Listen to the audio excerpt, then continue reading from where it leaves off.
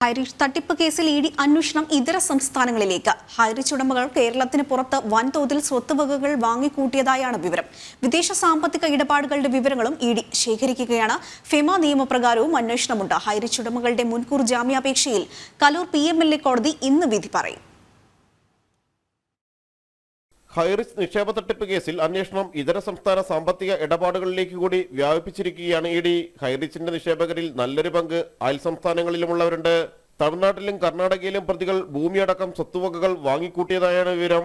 അയൽ സംസ്ഥാനങ്ങളിൽ എവിടെയെല്ലാമാണ് നിക്ഷേപങ്ങൾ നടത്തിയതെന്നും സ്വത്തുവകകൾ വാങ്ങിക്കൂട്ടിയതെന്നുമാണ് ഇനി കണ്ടെത്തേണ്ടത്. പ്രതികളുടെ 212 കോടി രൂപയുടെ സ്വത്തുക്കൾ ഇഡി മരവിപ്പിച്ചിരുന്നു. വിദേശ നാണ്യവിനിമയ ചട്ടലംഘനവുമായി ബന്ധപ്പെട്ടും അന്വേഷണം നടക്കുന്നുണ്ട്.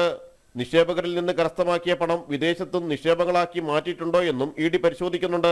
ഹൈറിച്ചിൽ വൻ നിക്ഷേപങ്ങൾ നടത്തിയവരെ കേന്ദ്രീകരിച്ചുള്ള അന്വേഷണത്തിൽ ഈ ആഴ്ച കൂടുതൽ പേരോട് കൊച്ചിയിലെ ഇഡി ഓഫീസിൽ ഹാജരാകാൻ നിർദ്ദേശിച്ചിട്ടുണ്ട്.